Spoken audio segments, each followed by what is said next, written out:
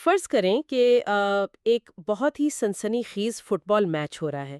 Stadium تماشائیوں سے بالکل کھچا کھچ بھرا ہوا ہے اچھا۔ اور اچانک ایک کھلاڑی فاؤل کرتا ہے اور ریفری فوراً اسے ریڈ کارڈ دکھا کر گراؤنڈ سے باہر نکال دیتا ہے۔ اب تماشائی بھی حیران ہے اور کومنٹیٹر بھی، کیونکہ جس پرانے اصول کے تحت ریفری نے وہ ریڈ کارڈ دیا ہے نا، وہ تو فیفا نے 3 سال پہلے ہی منسوخ کر دیا تھا۔ مطلب ریفری نے لا علمی میں ایک پرانا قانون لاگو کر دیا۔ بالکل۔ اب سوال یہ ہے کہ کیا وہ ریڈ کارڈ برقرار رہے گا؟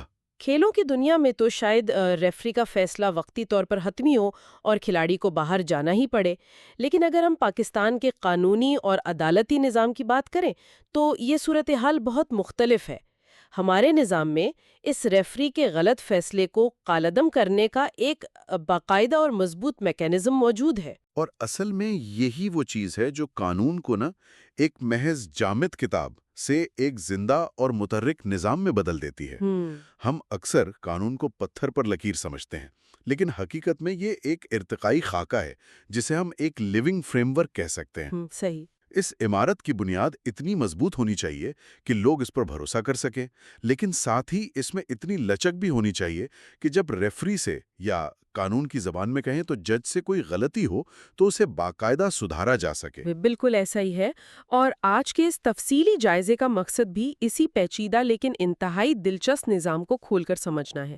ہم یہ جاننے کی کوشش کریں گے کہ پاکستان کی عدالتیں کس طرح پرانے فیصلوں کو قانون کا درجہ دیتی ہیں، جسے ہم ڈاکٹرین آف پریسیڈنٹ یا نظیر کا اصول کہتے ہیں۔ جی، اور اس کے ساتھ ساتھ ہم اس عدالتی درجہ بندی کو بھی سمجھیں گے جسے جوڈیشل ہائرارکی کہا جاتا ہے، جو یہ طے کرتی ہے کہ کون سی عدالت کس عدالت کے حکم کی پابند ہے۔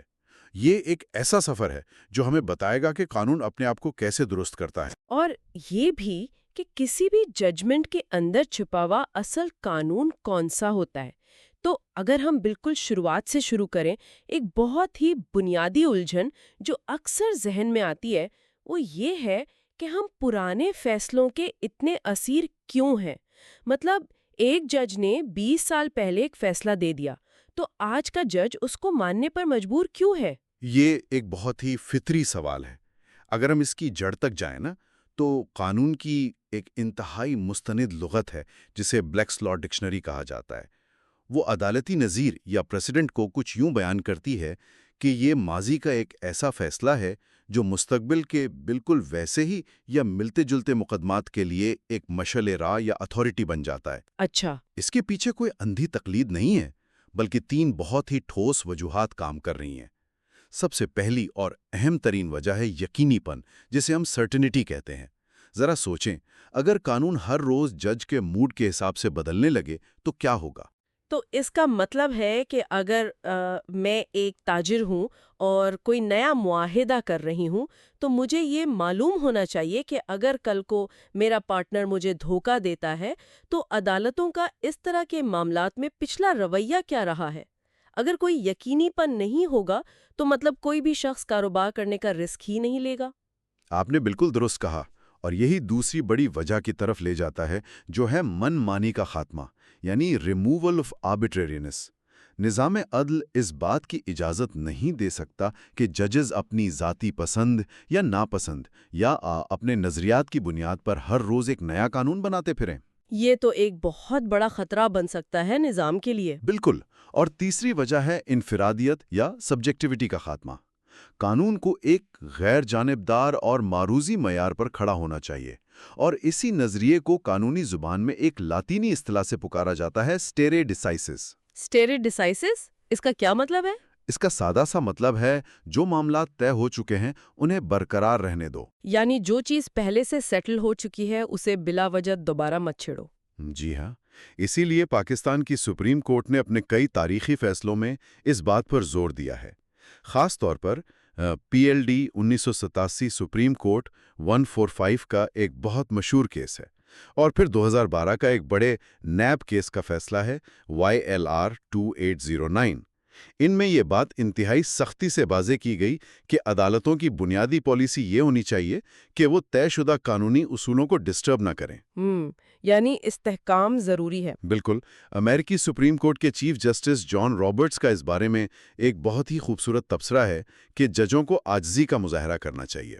انہیں یہ تسلیم کرنا چاہیے کہ وہ جس نظام کی کرسی پر بیٹھے ہیں اسے ان سے پہلے آنے والے بے شمار ذہین ججوں نے بڑی محنت سے استوار کیا ہے۔ وہ اس نظام کے مالک نہیں بلکہ صرف محافظ ہیں۔ یہ عاجزی والی بات سننے میں تو بہت اچھی لگتی ہے، لیکن مجھے اس میں ایک بہت بڑا خطرہ نظر آتا ہے۔ اگر ہم ہمیشہ پرانے فیصلوں کی ہی اندھی تقلید کرتے رہیں گے اور یہ سوچیں گے کہ ہمارے بزرگ ججز جو کہہ گئے بس وہی حرف آخر ہے، تو کیا اس سے ہمارا قانون دقیانوسی نہیں ہو جائے گا؟ یہ ایک بہت اہم سوال ہے۔ کیونکہ دنیا تو بہت تیزی سے بدل رہی ہے نا، نئے مسائل آ رہے ہیں، ٹیکنالوجی بدل رہی ہے، تو کیا یہ اسٹیری ڈیسائسز ہمیں ماضی میں قید نہیں کر دے گا؟ آپ نے سیدھا اس بحث کی دکھتی رگ پر ہاتھ رکھا ہے۔ قانونی حلقوں میں یہ کشمکش ہمیشہ سے رہی ہے کہ استحکام اور ارتقاء کے درمیان توازن کیسے قائم کیا جائے۔ لیکن اس کا جواب یہ ہے کہ قانون ہمیں ماضی میں قید نہیں کرتا۔ اگر ہم قانونی نظیر کی اقسام کو بغور دیکھیں تو اس کی دو بڑی قسمیں ہیں۔ اچھا، کون کون سی؟ ایک وہ نظیر ہوتی ہے جسے ہم ڈکلیریٹری کہتے ہیں۔ اس میں جج کوئی نیا کام نہیں کرتا، بس جو قانون پہلے سے موجود ہے اسے موجودہ کیس پر لاگو کر دیتا ہے یا ڈکلیئر کر دیتا ہے۔ ٹھیک ہے، یعنی پرانا تالا، پرانی چابی۔ بالکل۔ لیکن دوسری قسم بہت دلچسپ ہے، جسے اوریجنل نظیر کہا جاتا ہے۔ یہ تب وجود میں آتی ہے جب عدالت کے سامنے کوئی ایسا کیس آ جائے جس کے حقائق بالکل نئے اور انوکھے ہوں، جن پر پہلے سے کوئی قانون یا فیصلہ موجود ہی نہ ہو۔ جیسے کہ آج کل کے ڈیجیٹل دور کے جرائم؟ بالکل وہی۔ ایسے میں ججز پرانے اصولوں سے رہنمائی ضرور لیتے ہیں، لیکن وہ ایک نیا قانونی اصول وضع کرتے ہیں۔ قانون کی دنیا میں ہمیشہ یہ بحث چلتی ہے کہ کیا ججز صرف قانون کو دریافت کرتے ہیں یا وہ عملی طور پر قانون سازی میں ایک متحرک کردار ادا کرتے ہیں تاکہ قانون میں موجود خلا کو پر کیا جا سکے۔ تو قانون ایک بہتے ہوئے دریا کی طرح ہے جو پرانے راستوں پر بھی چلتا ہے، لیکن جب آگے کوئی نیا پہاڑ آ جائے تو وہ اپنا نیا راستہ بھی بنا لیتا ہے۔ جی، ججز معاشرے کی بدلتی ہوئی ضروریات کے ساتھ نئے اصول تخلیق کرتے رہتے ہیں۔ لیکن اب ایک اور الجھن ہے۔ اگر قانون کے اندر نئے اصول وضع کرنے کی گنجائش موجود ہے تو یہ اختیار کس کے پاس ہے؟ ایک نچلی سطح کا میجسٹریٹ تو اٹھ کر یہ نہیں کہہ سکتا نا کہ آج سے میں نے قانون بدل دیا ہے۔ قطعی نہیں۔ اور یہیں سے میرا خیال ہے اس کہانی کا دوسرا اہم حصہ شروع ہوتا ہے، یعنی اختیارات کا نقشہ، یا جسے ہم پاور میپ کہتے ہیں، کہ پاکستان کی عدالتی درجہ بندی کیسے کام کرتی ہے۔ بالکل۔ آپ اسے سمجھنے کے لیے ایک عام ادارے جیسے کسی بڑے کارپوریٹ دفتر یا اسکول کی مثال لے لیں۔ جی، جیسے ایک اسکول میں پرنسپل کا فیصلہ پورے اسکول پر لاگو ہوتا ہے، ہر استاد، ہر طالب علم کو وہ ماننا پڑتا ہے۔ ہیڈ آف ڈپارٹمنٹ کا فیصلہ صرف اس کے اپنے شعبے پر لاگو ہوتا ہے، جبکہ ایک عام استاد کو ان سب کے احکامات کے سائے میں رہ کر کام کرنا ہوتا ہے۔ یہ پرنسپل اور اساتذہ والا ماڈل آئین نے انتہائی واضح کر دیا ہے۔ اس ڈھانچے میں سب سے اوپر یعنی پرنسپل کی کرسی پر ہماری سپریم کورٹ موجود ہے۔ آئین کا ایک بہت ہی اہم آرٹیکل ہے، آرٹیکل 189۔ آرٹیکل 199؟ جی، یہ آرٹیکل دو ٹوک الفاظ میں کہتا ہے کہ سپریم کورٹ کا کوئی بھی ایسا فیصلہ جو قانون کے کسی سوال کو طے کرتا ہے یا کسی قانونی اصول کی بنیاد رکھتا ہے، وہ پاکستان کی تمام دیگر عدالتوں پر لازمی یعنی بائنڈنگ ہے۔ اس عمل کو قانونی اصطلاح میں ورٹیکل پریسیڈنٹ کہا جاتا ہے۔ ورٹیکل یعنی اوپر سے نیچے۔ بالکل، یہ اوپر سے نیچے کی طرف سفر کرنے والا ایک ایسا حکم ہے جس سے کوئی بھی نچلی عدالت انحراف کی جرت نہیں کر سکتی۔ تو اگر سپریم کورٹ نے کوئی اصول طے کر دیا تو high courts, sessions courts, magistrates سب اس کے پابند ہیں، لیکن ہائی کورٹس کی اپنی کیا پوزیشن ہے؟ کیا ان کے پاس بھی کوئی اس طرح کا اختیار ہے؟ جی ہاں، بالکل ہے۔ ہائی کورٹس کے اختیارات آئین کے آرٹیکل 201 کے تحت بیان کیے گئے ہیں۔ کسی بھی ہائی کورٹ کا فیصلہ اس صوبے کی تمام ماتحت عدالتوں پر لاگو ہوتا ہے۔ یعنی اگر ہم مثال لیں تو لاہور ہائی کورٹ کا فیصلہ پنجاب کی تمام سیشن اور سول عدالتوں کے لیے قانون کا درجہ رکھتا ہے؟ جی، لیکن یہاں ایک بہت ہی دلچسپ نکتہ ہے۔ جس پر اکثر لوگ کنفیوز ہو جاتے ہیں وہ یہ کہ ایک صوبے کی ہائی کورٹ کا فیصلہ دوسرے صوبے کی ہائی کورٹ پر پابند نہیں ہے، یعنی لاہور ہائی کورٹ کا فیصلہ سندھ ہائی کورٹ پر بائنڈنگ نہیں ہے۔ اسے ہم ہاریزونٹل پریسیڈنٹ کہتے ہیں۔ اچھا، تو وہ ایک دوسرے کے فیصلے ماننے کے پابند نہیں ہے؟ وہ ایک دوسرے کے فیصلوں سے رہنمائی ضرور لے سکتے ہیں، جو محض ترغیبی یا پرسویسو ہوتا ہے، لیکن ماننا فرض نہیں ہوتا۔ ٹھیک ہے۔ اس کے علاوہ آئین کا ایک اور حصہ آرٹیکل 203 جی فیڈرل شریعت کوڈ کو اپنے دائرہ کار کے اندر ہائی کورٹس اور ماتحت عدالتوں پر بالادستی دیتا ہے۔ اچھا، یہ تو بات ہو گئی مین سٹریم عدالتوں کی، لیکن ہمارے ہاں بہت سے خصوصی ٹریبیونلز بھی تو کام کر رہے ہیں نا، جیسے انکم ٹیکس ٹریبیونل ہو گیا یا سرکاری ملازمین کے لیے سروس ٹریبیونل۔ کیا وہ بھی اس درجہ بندی کا حصہ ہیں یا ان کی اپنی الگ دنیا ہے؟ یہ بہت ہی اہم نقطہ ہے۔ ماضی میں اس پر کچھ ابہام تھا، لیکن اعلیٰ عدالتوں نے اپنے متعدد فیصلوں میں، جن میں 1999 اور 2014 کے کچھ کلیدی اور مشہور فیصلے شامل ہیں، یہ بات سختی سے طے کر دی ہے کہ ٹریبیونلز کو بھی ہر صورت اعلیٰ عدلیہ کی نظریوں کی لازمی پیروی کرنی ہے۔ یعنی وہ یہ نہیں کہہ سکتے کہ ہم تو ایک الگ خصوصی ادارہ ہیں، ہم نہیں مانتے؟ بالکل نہیں۔ وہ یہ نہیں کہہ سکتے کہ ہم سپریم کورٹ کی بات نہیں مانیں گے۔ انہیں بھی اسی عدالتی نظم و ضبط کا حصہ رہنا ہے۔ اور اسی درجہ بندی کے اندر ایک اور بہت ہی زبردست اصول کام کرتا ہے، جسے بینچ اسٹرینتھ رول کہا جاتا ہے۔ ہاں، یہ میں نے پڑھا تھا۔ اس کا تعلق اس بات سے ہے کہ فیصلہ سنانے والے ججوں کی تعداد کتنی ہے۔ ذرا اس کو واضح کریں، اگر سپریم کورٹ کے اندر ہی دو مختلف بینچوں نے ایک ہی معاملے پر دو الگ الگ اور متضاد فیصلے دے دیے ہوں، تو پھر ہائی کورٹ یا سیشن کورٹ کس کی بات مانے گی؟ یہ تو بڑی کنفیوژن کی صورتحال ہے۔ قانون میں اس کنفیوژن کا ایک بہت سیدھا سا حل ہے۔ اصول یہ ہے کہ جس بینچ میں ججوں کی تعداد زیادہ ہوگی، جسے ہم لارجر بینچ کہتے ہیں، اس کا فیصلہ ہمیشہ چھوٹے بینچ پر حاوی ہوگا۔ چاہے وہ پرانا ہی کیوں نہ ہو۔ جی، اس سے کوئی فرق نہیں پڑتا کہ کون سا فیصلہ نیا ہے اور کون سا پرانا۔ فرض کریں سال 2000 میں سپریم کورٹ کے 5 ججوں نے مل کر ایک قانونی اصول طے کیا۔ پھر سال 2020 میں سپریم کورٹ کے ہی 3 ججوں کے ایک بینچ نے اس سے بالکل مختلف بات کہہ دی۔ اب چونکہ ماتحت عدالتوں کے سامنے 2 متضاد فیصلے ہیں، تو قانون یہ کہتا ہے کہ ماتحت عدالتیں اس 20 سال پرانے 5 ججوں والے فیصلے کی ہی پابندی کریں گی۔ کیونکہ اس میں ججوں کی تعداد زیادہ تھی۔ بالکل درست۔ کا؟ اگر بینچ برابر ہوں اور ان میں اختلاف ہو جائے تو اصولی طور پر ماتحت عدالتیں اس وقت تک کسی ایک فیصلے کی پیروی کرنے میں آزاد ہوتی ہیں جب تک کہ وہ معاملہ حتمی فیصلے کے لیے سپریم کورٹ کے کسی لارجر بینچ کو نہ بھیج دیا جائے۔ سپریم کورٹ رولز اس بات کی اجازت دیتے ہیں کہ ایسے ابہام کو دور کرنے کے لیے معاملہ ایک بڑے بینچ کے سامنے پیش کیا جائے۔ زبردست! تو ہم نے یہ تو سمجھ لیا کہ کون سی عدالت کس کی بات مانے گی، لیکن جب میں کسی وکیل کے ہاتھ میں کوئی ججمنٹ دیکھتی ہوں تو وہ تو 150-200 صفحات کی ایک پوری کتاب ہوتی ہے۔ ہاں بالکل۔ اس میں تو جج صاحب نے تاریخ، فلسفہ، سماجی حالات اور پتہ نہیں کیا کیا لکھا ہوتا ہے۔ تو کیا وہ پورے کا پورا 150 صفحے کا مسودہ قانون بن جاتا ہے؟ میرا مطلب ہے، اگر ہم ایک فیصلے کی اناٹمی کریں، اس کا پوسٹ مارٹم کریں، تو اصل قانون والا حصہ کون سا ہوتا ہے؟ عدالتی فیصلہ محض ایک حکم نامہ نہیں ہوتا، بلکہ یہ حقائق، دلائل، قانونی حوالوں اور جج کے ذاتی مشاہدات کا ایک بہت بڑا گلدستہ ہوتا ہے۔ اس پورے گلدستے میں سے اس ایک پھول کو نکالنا، جو اصل میں قانون ہے، ایک ٹیکنیکل کام ہے۔ کسی بھی عدالتی فیصلے کے بنیادی طور پر 2 حصے ہوتے ہیں۔ اچھا، پہلا اور سب سے اہم حصہ ہے ریشیو ڈیسیڈینڈی۔ یہ کافی بھاری اصطلاح ہے، اس کا آسان مطلب کیا ہے؟ اس کا آسان مطلب ہے فیصلے کی اصل وجہ، یا وہ بنیادی قانونی اصول جس پر وہ فیصلہ کھڑا ہے۔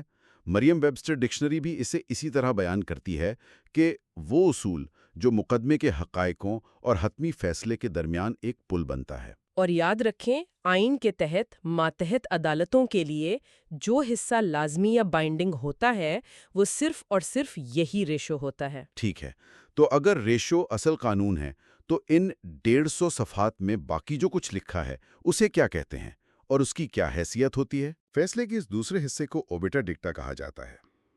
اس کا مطلب ہے ویسے ہی کہی گئی بات یا ضمنی مشاہدہ۔ یہ جج کے وہ ریمارکس، آراء یا خیالات ہوتے ہیں جو انہوں نے فیصلہ لکھتے ہوئے دیے تو ہوتے ہیں، لیکن ان کا اس مخصوص مقدمے کے اصل اور بنیادی حقائق سے کوئی براہ راست تعلق نہیں ہوتا۔ مجھے لگتا ہے اس کو کسی مثال سے سمجھنا پڑے گا۔ کیا کوئی ایسا مشہور کیس ہے جس سے یہ ریشو اور اوبیٹر کا فرق واضح ہو سکے؟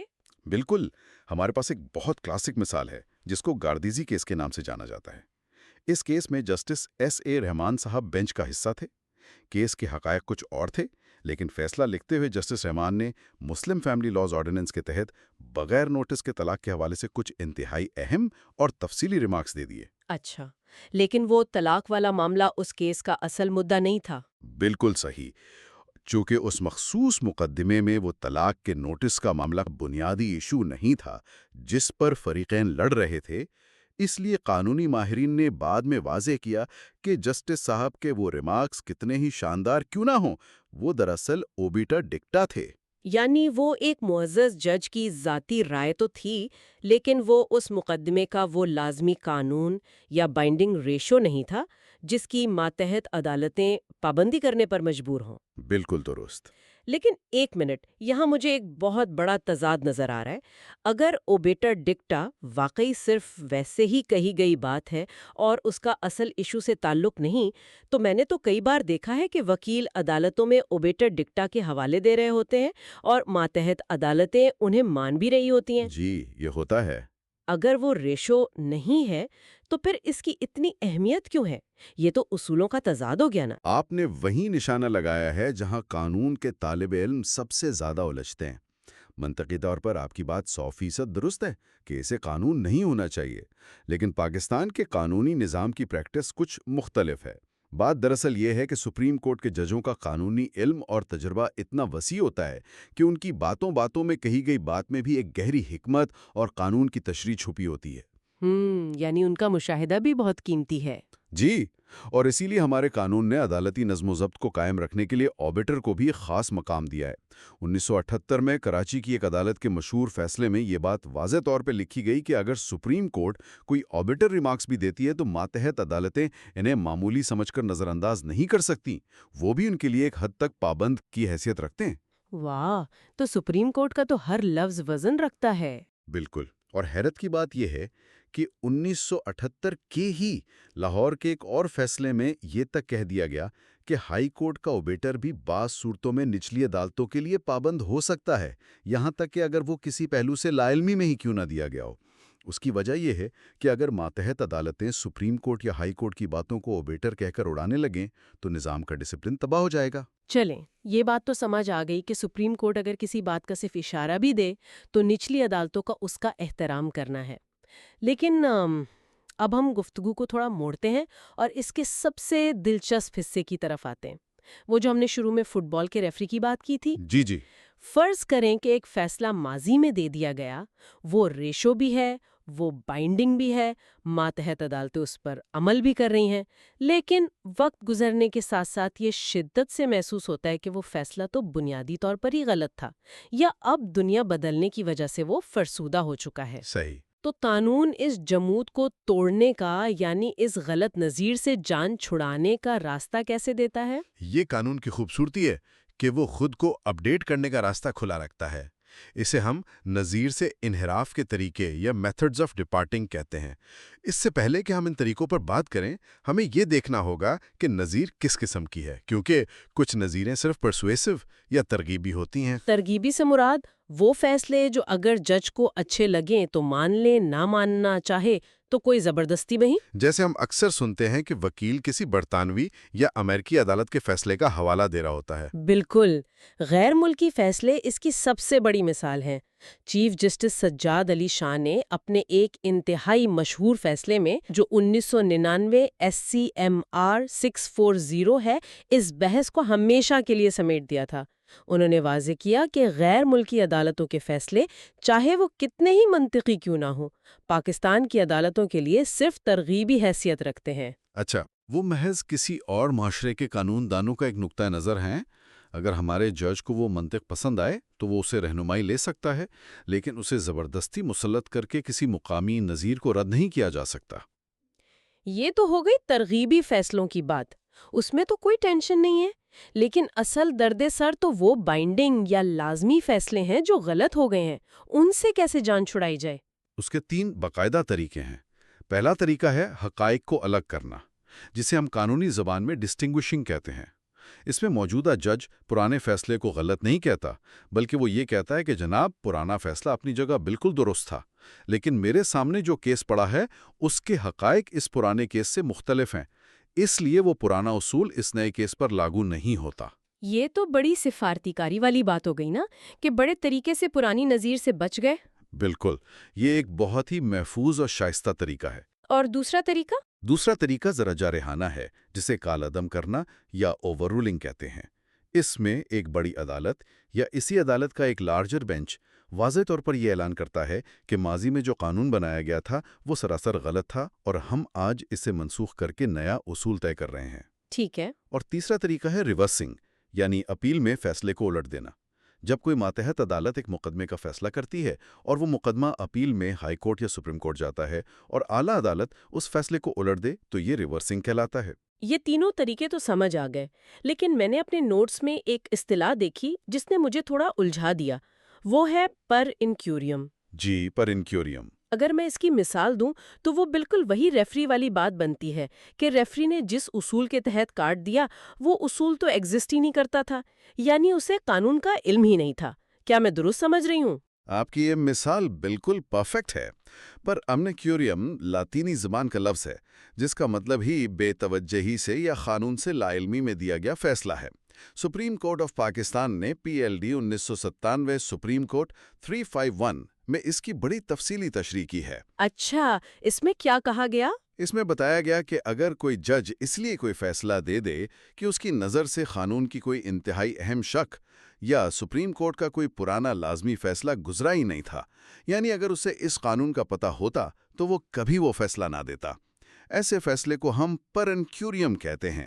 اور چونکہ اس کی بنیاد ہی قانون کی ایک سنگین غلط فہمی پر کھڑی ہے، اس لیے اس کی کوئی قانونی حیثیت نہیں ہوتی اور یہ کسی ماتحت عدالت کو پابند نہیں کرتا۔ لیکن ایک منٹ، کیا کل کو کوئی سیشن جج اٹھ کر یہ کہہ سکتا ہے کہ جناب سپریم کورٹ کا یہ فیصلہ پر انکیوریم ہے، اسے قانون کا پتہ نہیں تھا اس لیے میں اسے نہیں مانتا؟ اس سے تو سارا نظام زمین بوس ہو جائے گا۔ نہیں، ایسا بالکل نہیں ہو سکتا۔ عدالتی نظم و ضبط کا سختی سے تقاضا ہے کہ کوئی بھی ماتحت عدالت اپنی اعلیٰ عدالت کے کسی فیصلے کو پیور انکیوریم ڈکلیئر کر کے ماننے سے انکار نہیں کر سکتی۔ یہ اختیار صرف اور صرف اس عدالت کے پاس ہے جس نے وہ فیصلہ دیا ہو، اور وہ بھی عموماً ایک لارجر بینچ ہی پرانے چھوٹے بینچ کے فیصلے کو پیور انکیوریم قرار دے سکتا ہے۔ اس طرح نظام کا احترام بھی برقرار رہتا ہے اور غلطی بھی سدھر جاتی ہے۔ یہ بہت زبردست توازن ہے۔ کیا لا علمی کے علاوہ بھی کچھ صورتیں ہیں جن میں ایک فیصلے کو کمزور سمجھا جا سکتا ہے؟ میں نے سب سائلنشیو کا ذکر بھی پڑھا ہے، ذرا اسے بھی آسان الفاظ میں سمجھا دیں۔ سب سائلنشیو کا مطلب ہے خاموشی کے ساتھ۔ بعض اوقات ایسا ہوتا ہے کہ عدالت کوئی فیصلہ سناتی ہے اور اس فیصلے کے اندر کوئی قانونی نقطہ چھپا ہوا ہوتا تو ہے، لیکن دوران سماعت وکیلوں نے اس مخصوص نقطے پر کوئی باقاعدہ بحث نہیں کی ہوتی اور جج نے بھی اس پر کوئی تفصیلی قانونی تجزیہ نہیں کیا ہوتا، بس اسے خاموشی سے مان لیا گیا ہوتا ہے۔ قانون یہ کہتا ہے کہ چونکہ اس نقطے کو باقاعدہ ٹیسٹ نہیں کیا گیا، اس لیے وہ ایک مضبوط اور بائنڈنگ نظیر نہیں بن سکتا۔ اچھا، اور میں نے دائرہ اختیار یا جورسڈکشن کے حوالے سے بھی کچھ دلچسپ چیزیں دیکھی ہیں، جیسے ان ریم اور ان پرسونم۔ اگر میں اسے اپنے ذہن میں بٹھانے کی کوشش کروں تو کیا ان ریم کسی پراپرٹی کی رجسٹری کی طرح ہے جسے پوری دنیا ماننے کی پابند ہے کہ یہ گھر میرا ہے، اور ان پرسونم کسی پرائیویٹ کانٹریکٹ کی طرح ہے جو صرف میرے اور میرے میکینک کے درمیان ہے؟ آپ نے بالکل صحیح کانسیپٹ پکڑا ہے۔ ان ریم حقوق پوری دنیا کے خلاف ہوتے ہیں۔ اگر عدالت کسی جائیداد کی ملکیت کا ان ریم فیصلہ کرتی ہے تو وہ سب کے لیے نظیر اور پابند ہے، لیکن اگر کوئی فیصلہ صرف دو فریقین کے آپسی تنازع تک محدود ہے، یعنی ان پرسونم ہے، تو وہ کوئی ایسا عالمی قانون یا نظیر نہیں بن سکتا جو ہر تیسرے شخص پر لاگو ہو۔ اور ہاں، قانون کی تاریخ میں شیفر بمقابلہ ہٹنر جیسے دور کا تذکرہ ملتا ہے جس نے دائرہ اختیار کی حدود کو واضح کیا تاکہ کوئی عدالت محض جائیداد کو ضبط کر کے کسی پر زبردستی اپنے اختیار مسلط نہ کرے۔ تو بتانے کا مقصد یہ ہے کہ ہر فیصلہ لازمی نظیر نہیں ہوتا، اس کی حدود اور نوعیت دیکھنا بہت ضروری ہے۔ یہ تمام بحث ہمیں یہ بتاتی ہے کہ قانون کا یہ فریم ورک واقعی ایک زندہ اور سانس لیتا ہوا وجود ہے جو اپنی غلطیوں کی خود تصحیح کرنے کی بہترین صلاحیت رکھتا ہے۔ لیکن اس کہانی کا ایک آخری باب بھی ہے۔ ہم نے یہ تو جان لیا کہ فیصلوں کو کیسے چیلنج کیا جا سکتا ہے، ان سے کیسے بچا جا سکتا ہے، لیکن ایک وقت تو ایسا آنا چاہیے نا جب یہ کھیل ختم ہو۔ یہاں میں نے ایک اصول ریس جوڈیکاٹا کا ذکر پڑھا۔ اس کا کیا مقصد ہے؟ ریس جوڈیکاٹا دراصل اس پورے نظام کی ایک طرح کی بریک ہے۔ اس کا مطلب ہے کہ ایک بار جب کسی بااختیار عدالت نے کوئی معاملہ پوری طرح سن کر اس پر اپنا حتمی فیصلہ دے دیا اور اپیل کے سارے راستے ختم ہو گئے، تو پھر آپ اسی معاملے پر دوبارہ نئی مقدمہ بازی شروع نہیں کر سکتے۔ بالکل، ورنہ تو یہ سلسلہ چلتا ہی رہے گا۔ جی، اگر یہ اصول نہ ہو تو ہارنے والا فریق تو ساری زندگی جیتنے والے کو تنگ کرتا رہے گا اور مقدمات کی کبھی نہ ختم ہونے والی ایک سیریز چل پڑے گی۔ قانون کا حتمی مقصد لوگوں کے تنازعات کو ختم کرنا ہے، انہیں ساری زندگی عدالتوں کے چکر لگوانا نہیں ہے۔ تو اگر میں آج کی اس پوری گہری گفتگو کو سمیٹوں تو ہم نے یہ سمجھا کہ قانون صرف موٹی موٹی کتابوں میں چھپی ہوئی دفعات کا نام نہیں ہے، بلکہ یہ عدالتی فیصلوں کے ارتقائی سفر سے بنتا ہے۔ ہم نے یہ دیکھا کہ پاکستان کے عدالتی نظام کا پاور میپ کیسے کام کرتا ہے اور سپریم کورٹ کیسے سب کی رہنمائی کرتی ہے۔ ہم نے ایک ججمنٹ کا پوسٹ مارٹم کیا اور جانا کہ ریشو ہی اصل قانون ہے جبکہ اوبیٹر محض مشاہدہ، اور پھر ہم نے یہ بھی سیکھا کہ اوور رولنگ اور پر انکیوریم کے ذریعے نظام اپنا کچرا کیسے صاف کرتا ہے۔ بالکل، آپ نے انتہائی شاندار انداز میں اس کا خلاصہ کر دیا ہے۔